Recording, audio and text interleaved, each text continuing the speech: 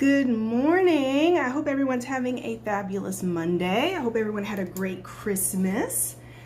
I am coming on just briefly this morning. Haven't been on for about a week. I took off for Christmas.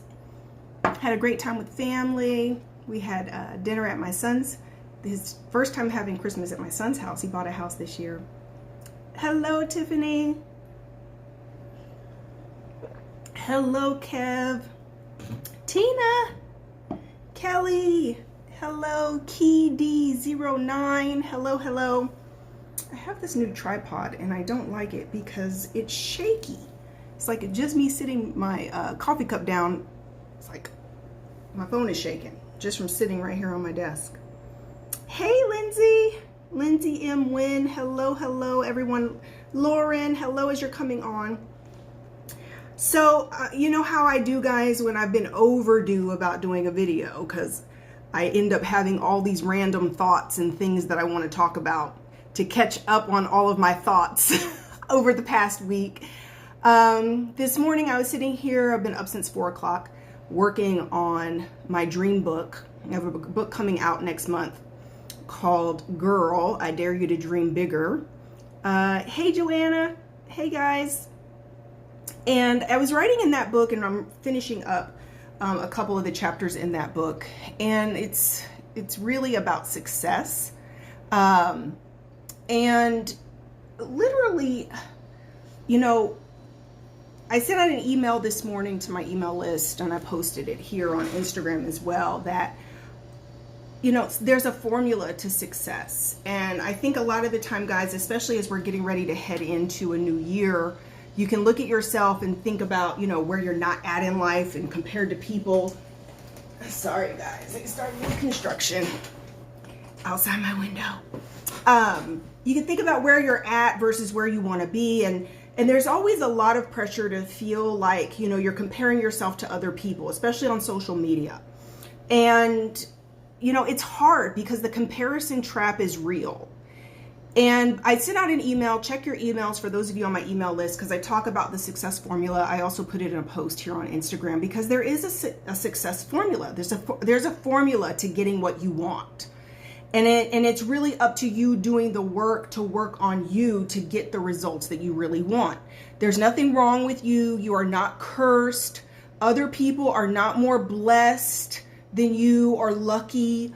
If you are not getting the results you want in a certain area of life, it is because of a formula that you're not putting to work, or you're just unaware. You're unaware. There's a lack of awareness around what it's going to take to get that result that you really want. And so if you're always feeling discouraged or always feeling like somehow it's just not happening for you, it comes down to mindset and behavior. Mindset and behavior. So take a look at the post I made. And so over this past week, you know, I think it was right before Christmas, we saw Devin Franklin announce, or there was an announcement made, you know, that he was divorcing Meagan Good. And I watched a lot of response, especially from Christian women, to the announcement of that divorce, especially because so many of you were so invested in their story because of the Wait book, right? Because of them doing the book tour, telling their story together.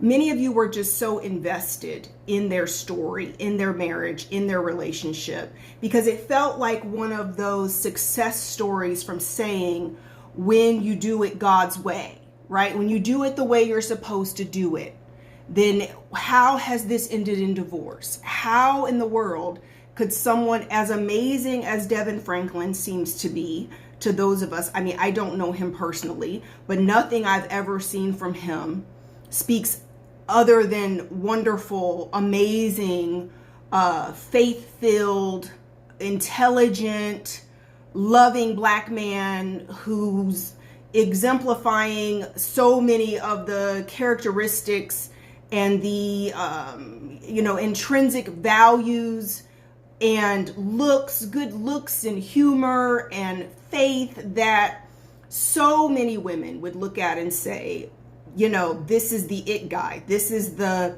standard as a man of faith, right? For who you could want. I mean, whether you wanted a pastor or not, you know, just being fair, ladies, right?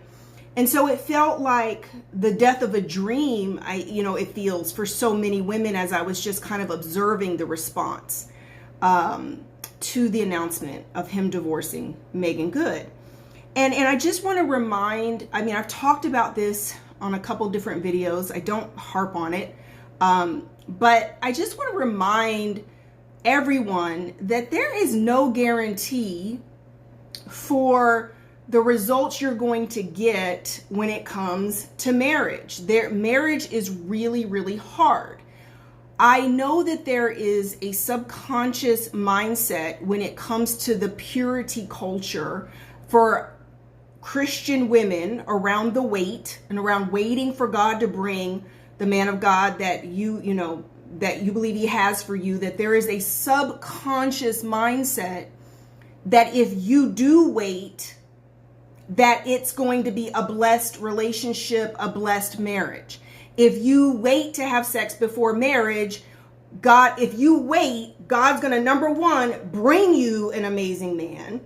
And then two, if you wait, you're going to have an amazing marriage. Let's just be really honest about some subconscious psychology that goes into the wait, that goes into Christian women abstaining, right, or being celibate prior to marriage. There is a subconscious psychology that God is going to bless you with the man you desire, the husband you desire, and you're going to have a marriage that is blessed. And you don't ever imagine that, right, going sideways on you. You don't really imagine, if you're really honest with yourself. I need some single Christian women, single women of faith, who have either practiced the wait or are currently practicing the wait. I need you to be honest with me on the video, okay? I need you to be honest with me. Don't you have a subconscious psychology that God is going to bless you and honor your wait by bringing you the man of your dreams? Okay, you may not want to own that subconsciously, right? That you're supposed to be getting this incredible man because God should be honoring your sacrifice because you're waiting, right? You're abstaining. So then you think, Ms. Nishi says yes. Thank you, sweetheart. Thank you, Monica. Monica says yes. Thank you. I need some ladies to kind of own up to this because it's a subconscious psychology and is the part of abstinence that nobody wants to talk about. Because here's the downside, right? There's a subconscious psychology. I'm supposed to get this incredible man, right? I'm supposed to get this incredible man.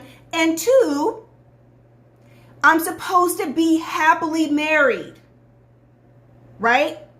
I'm supposed to be happily married if I do wait. I'm supposed to have this marriage that shouldn't be plagued with all of the same problems, hurdles, obstacles, and struggles that I hear so many marriages struggle with, so many unhappy couples, so many unhappy marriages. Guys, let's just talk about that, right? Put a pin in it right there. Joanna says, sad to say that's what's been taught. So, Joanna, thank you. Jasmine says guilty.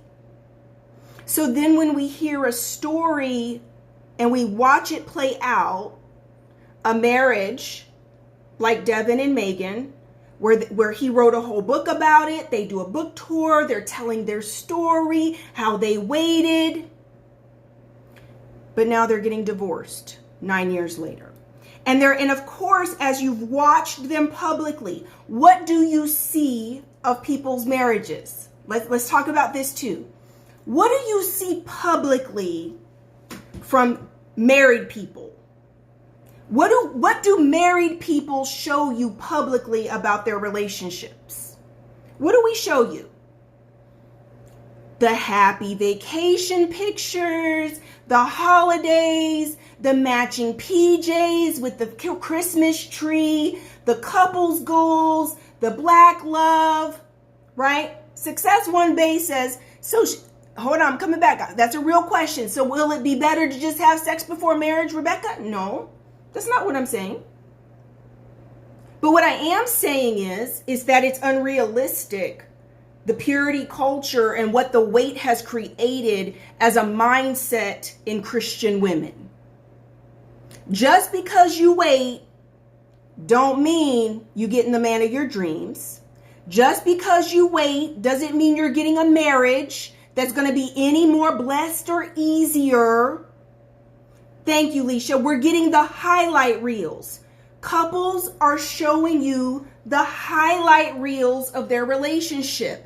Nobody's going to come on as a couple, a married couple, and show you all the arguments, show you the disagreements, show you the tears, show you the fighting, show you the therapy sessions, show you the couples counseling, show you the sleeping on the couch, show you.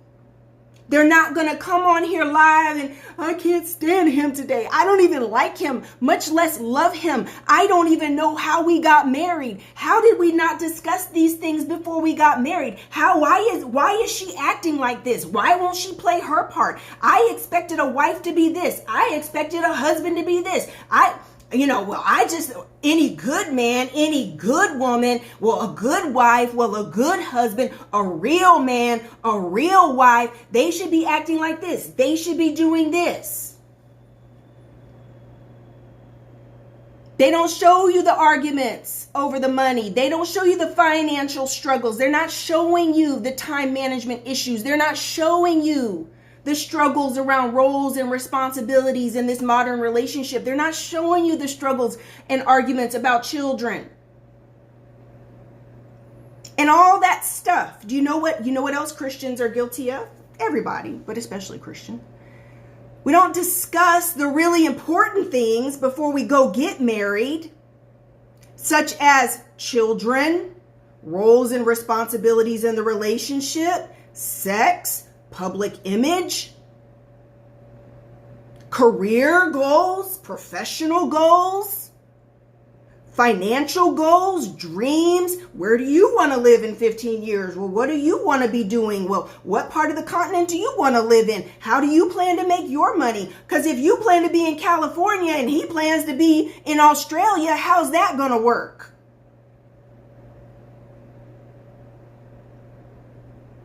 Marriage is hard. Marriage is hard. Men, you're guilty of being sexually attracted to someone and having fun with them, and they stroke your ego and the woman makes you feel amazing and you guys have such a great time and you want to go marry her because you think that's enough. Ladies, you get so upset. Christian girls will get so mad when a man of God like Devin Franklin goes and marries a woman like Megan Good, who's not a church girl, more of a secular personality, a secular woman, right? Okay, Shalisa, talking about sex is taboo in church. I'll come back to it. But why do pastors want to marry non-church girls? I've talked about this before. Because they already have to be this man of God with a title and all these responsibilities and expectations 24/7, where you think he should be walking with Jesus, right? He's not a man. He's not a human being. Guess what? In his downtime, when he is not on stage performing, when he's not delivering a word from God, when he's not hearing from God for you, guess what? He just wants to be a man. So he marries a woman where he can be just a man. Because he don't want to be speaking in tongues while you're having sex. He don't want to be prophesying to somebody. So guess what? Men of the clergy are attracted to women who are just down to earth and cool and fun. because they get to be themselves and they don't have to be. Carrie says he has to sleep in his clergy collar. Right? He don't want to be with a woman where he got to sleep in his clergy collar and make love to Hezekiah Walker. He want to put on some Jodeci. He want to put on whatever. Have his little drinky drink, his cognac, have a cigar, have sex, make incredible love to his wife and have fun and be sexy and cool without being judged. Because he's a human being. He's a man. So, you got all these women waiting, thinking it means you're promised this amazing relationship. Then a man comes along and he fits everything you think it's supposed to be, because you have this whole ideal in your head and fantasy in your head of how you think he will look and be. Right? Jasmine says, but was Megan forced to be a church girl when she isn't? Hello. Then you got a more secular young woman who falls in love with a pastor, and now she marries into church culture. Hello. It ain't everybody's dream to be a first lady. Do you guys understand the problems and pressures and the crazy ass shit that goes on in church? Do you understand how many women were vicious and acting crazy when he married her because they had a crush on him and idealized being married to him and fantasized and had crushes and wanted him and just knew God said, that's my husband.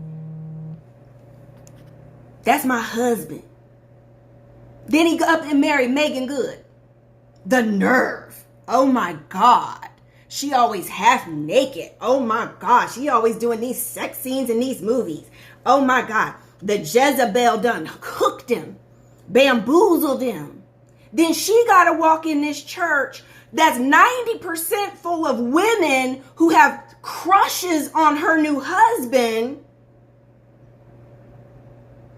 And she has to deal with all the hate and craziness.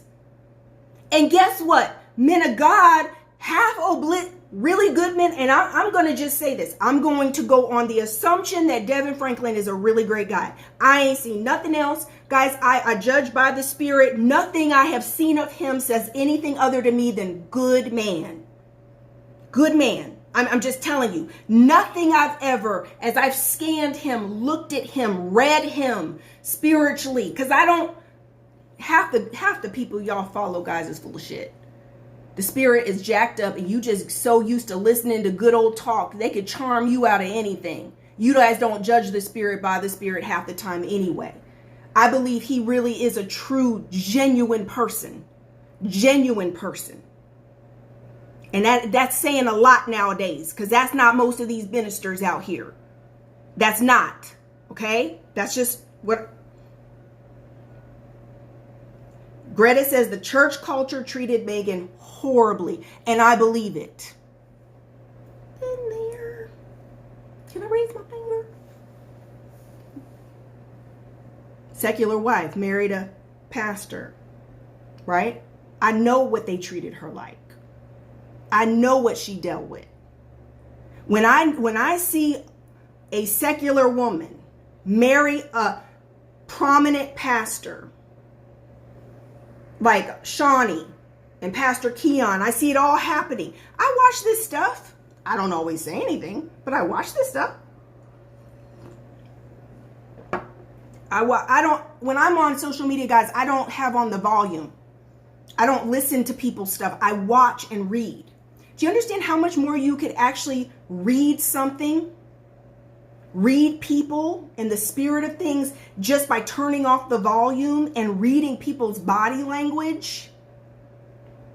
I saw a video. It was Pastor Keon, and I guess Shawnee must have been being introduced because they had just gotten engaged, and I saw her move from the second or third pew up to the first pew, like she's stepping into the position as first lady, and everyone is so excited, and everyone's like, oh, relationship goals and black love. So we have another poster relationship, Christian, whatever, that everyone's woo, woo, woo, right? And I watched her walk from that second, line of chairs and walk to the front and sit down. I don't know Shawnee. I don't know Pastor Keon. I don't know them. Okay, I don't. But I'm watching it with the volume off. I don't even know everything they're saying. I just kind of read the caption on the video and I watch what happened. Do you know what my first emotion was as I watched that? As a woman who's been married to a pastor, you know what my first reaction was? Dread. That was my first reaction. Knowing Shawnee is just, I think, a successful woman, another more secular woman who's coming into the church world, married. She happened to fall in love with a pastor. My initial response was dread. I looked at her, I looked at the whole situation, and I thought to myself, I hope she knows what she's getting herself in for.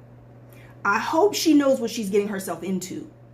I hope she knows about all hell that's going to break loose. And I'm not speaking it on them. I'm talking about church culture.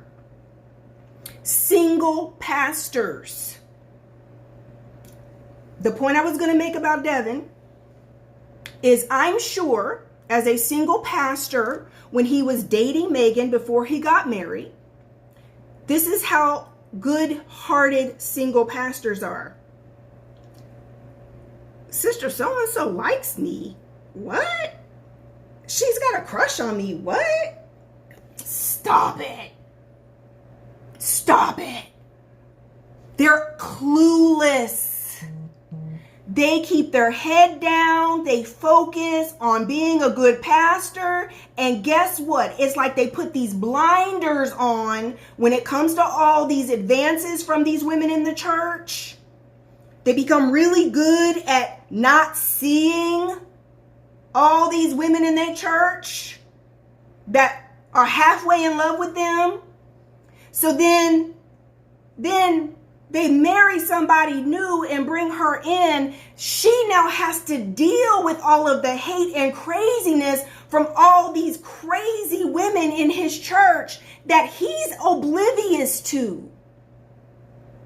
And she's now got to deal with all the craziness and all the crazy dynamics of these women who want her man and didn't get him. Hello?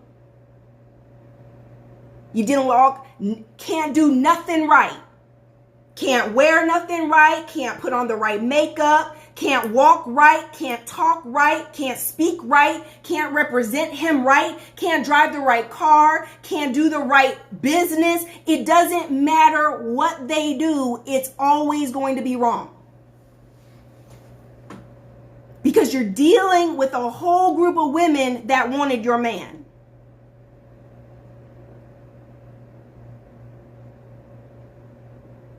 And then, I'm still married now. Christina says, how long were you married? I'm still married now. I'm just telling you what they're dealing with.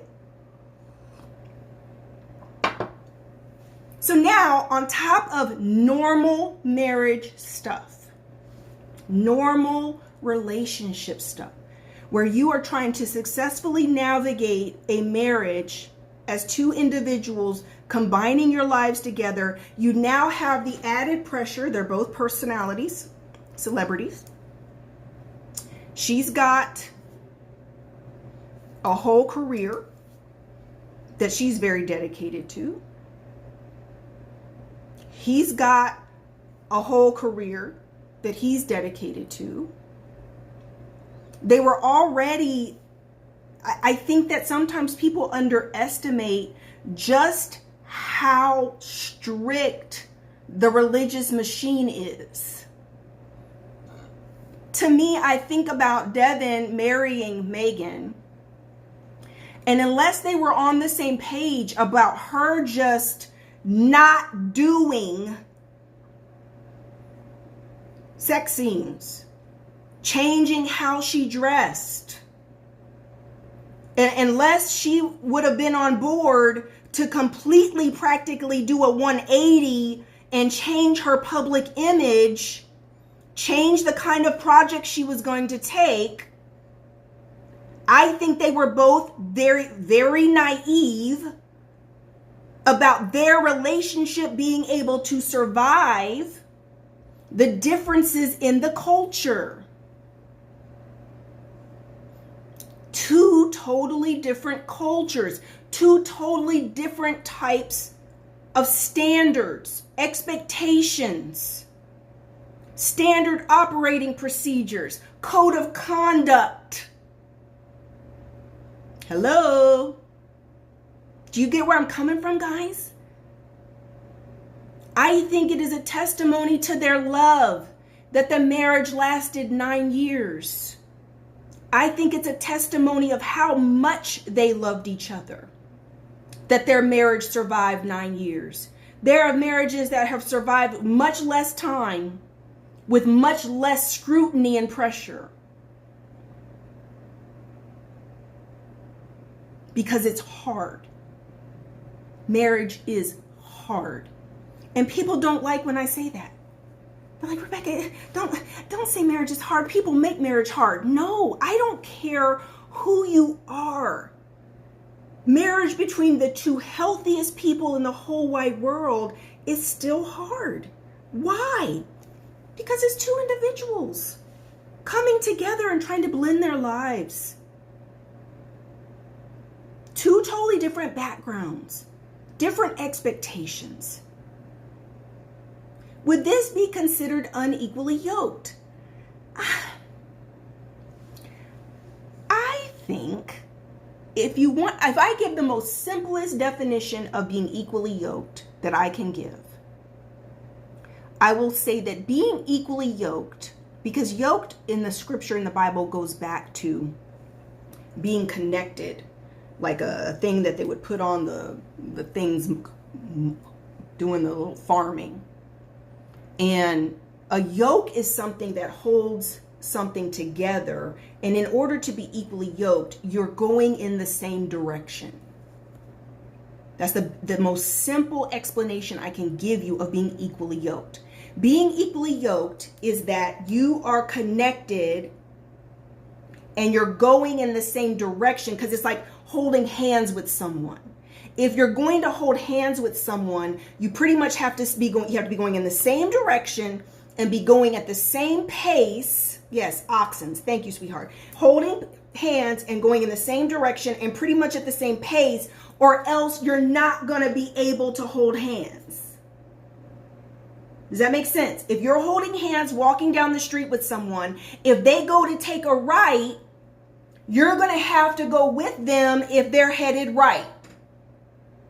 Right? Equally yoked is when two people are going in the same direction. That's right, having more in common than just religion. It is about commonality. It's about compatibility. It's about common interest. It's about common heart, right? It's about being able to enjoy each other's company. It's about respecting what each other do. It's about respect, right? And esteeming your partner. You have to be able to respect what they do and they respect what you do. You have to be able to esteem them and be proud of them and they're proud of you.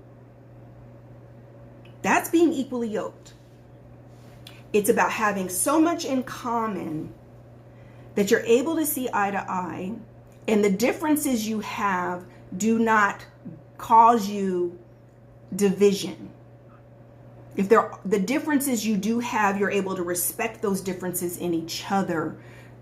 Thank you, self-love empowerment coach. It comes down to values. So when it comes down to your values, morals, outlook, perspectives, you're still going in the same direction, even if you don't exactly agree about everything. You're still headed in the same direction. You're on the same path. That's hard even in of itself, right? So, divorce. Guys, it's real. I did a video about why marriage is so dangerous. Why? Because divorce sucks. It's horrible. I wouldn't wish divorce on my worst enemy. I would not wish divorce on anyone. I am so sad for Devin and Megan. I'm so sad that they weren't able to make it work. But only they know what was going on in their relationship. Only they know exactly what's going on in their relationship. Only they know. Relationships are so private and so personal. And we're not going to know. It's private. Their struggles, the issues. All I know is just from the little bit I've told you, it wasn't easy. It was not easy. All Natural Beauty says it's the worst thing to go through, even if you're the one that files first. Yes, not easy at all. Nobody gets married thinking one day they'll get divorced. Nobody gets married thinking, oh yeah, one day this probably isn't going to work. People get married thinking forever. It's devastating, it's hurtful, it's painful, and it's hard. But here's the thing. So back to the hard question. So we were talking about the weight. We're talking about abstinence. So you're saying, Rebecca, are you saying you should have sex before you get married? Are you saying we shouldn't be waiting? That's not what I said. What I am saying is that if you're choosing to wait and you're choosing to be abstinent, you're going to have to control your expectations around exactly what that's doing for you. You can't afford to fall into the faulty thinking that just because you're choosing to be abstinent, that you don't have to do your part in a lot of other areas to work on yourself, to truly be ready for a relationship in a marriage, and that even when you meet someone, you're going to have to date them. You have to know how to date and get to know someone, because you don't want to just jump right into a marriage. Marriage is serious. And even when you do get married, you're still going to have to be working on being a great partner and working on yourself to have a good marriage. It's not a fail-proof plan. It's not a fail-proof plan. Just being abstinent and waiting doesn't mean you have no other work to do. While you're waiting, work on you. While you're waiting, heal. While you're waiting, heal your heart, heal your mind, work on you. Go to therapy, take coaching classes, read books, learn how to date.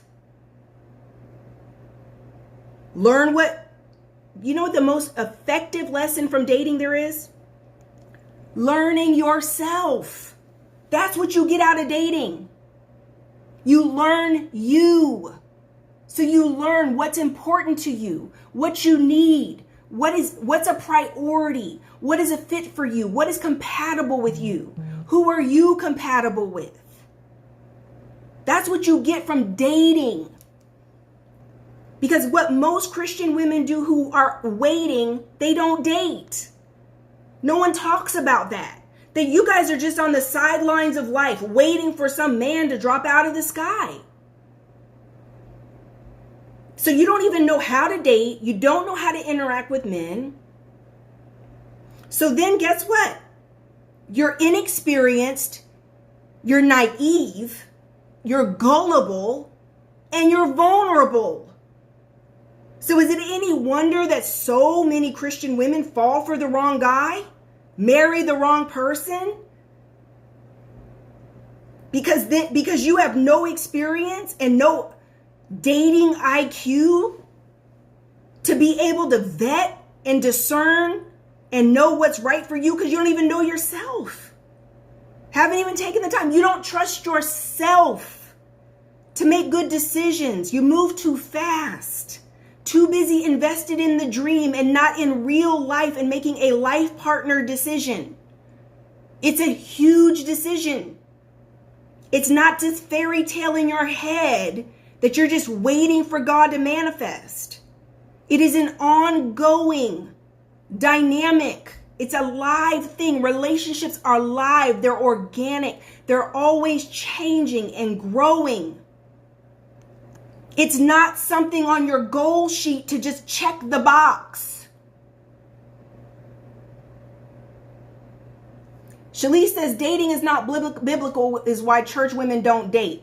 There's a whole lot of shit that ain't biblical.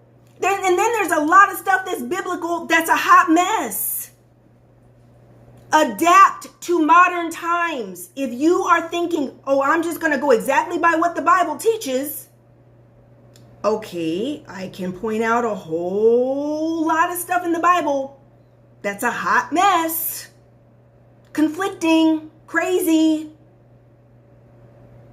If you're going to take it literal, I'm just saying, I'm trying not to go there today. All right? You have to take your time and get to know people. We're not living in 1955 anymore.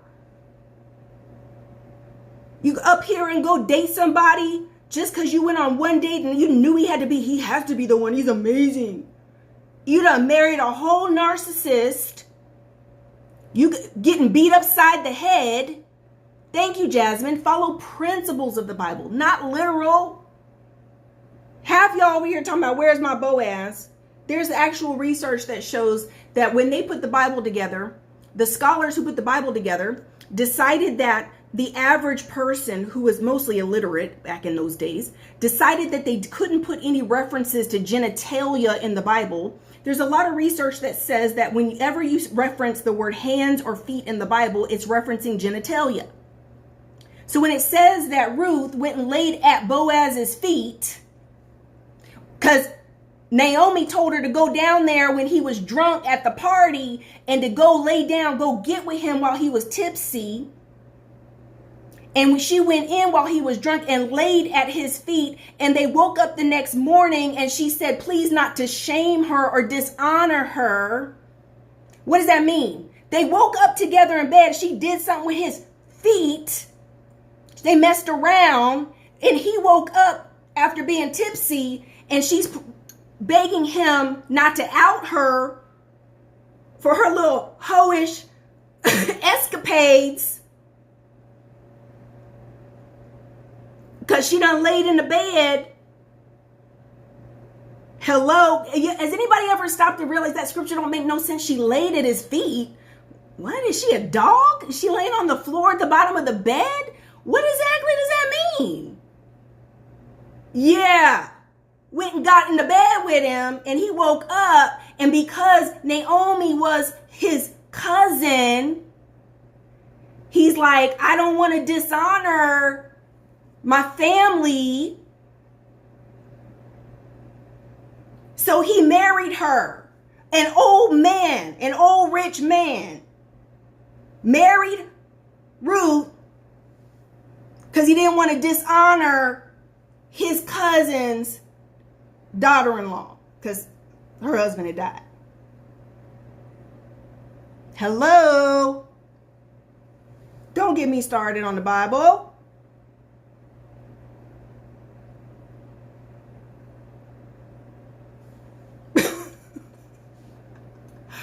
Okay?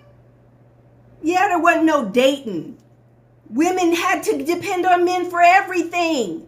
Why was Esther and Ruth so desperate? Why was Naomi and Ruth so desperate? Because they needed to be financially secure. They had nothing. They needed a man to secure their living and their wherewithal, their well-being. Hello?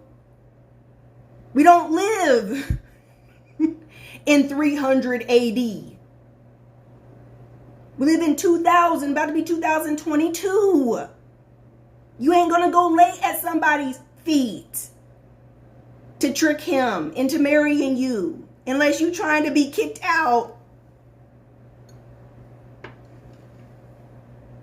So I said, of all of us ladies waiting on our Boaz, I don't want to lay at his genitals first. Hello? Hello? Anyway, let me get back to working on my book. I love you guys. This was my take on it, what all this stuff I saw recently, y'all. Listen,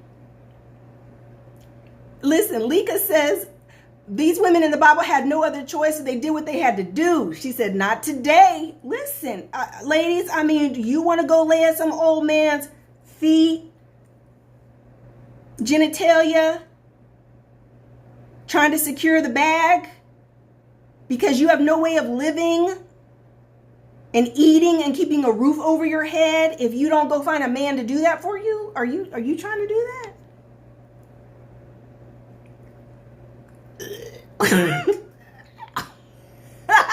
Nasty!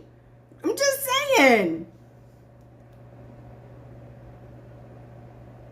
I Love Bob Marley says, I feel that's why some men struggle with dating too, because we don't need them for financial reasons anymore, and some only have that to offer. Heck yes! Why do you think there's so many angry, bitter men?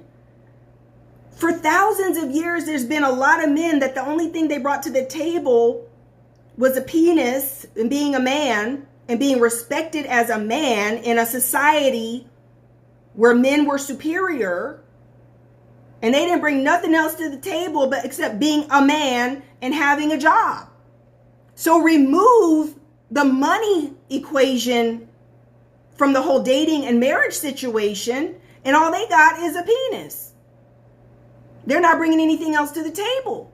This is why you got so many men, bitter, angry, hating women, because they are struggling to attract women in this modern time because they didn't have to do a whole lot.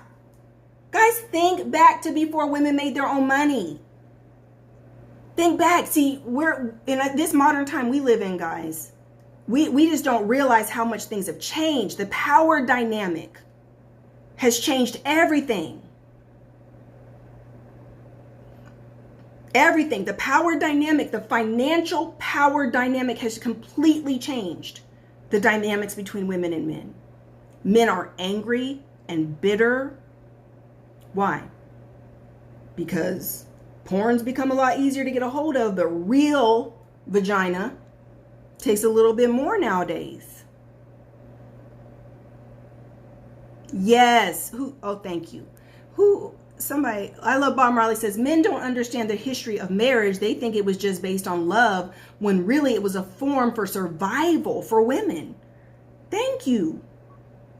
It wasn't based on love. That's why so many of our great grandparents and back in our ancestors, they weren't happily married at all. Survival situations. Oh, we don't even want to get into that heavy hitter.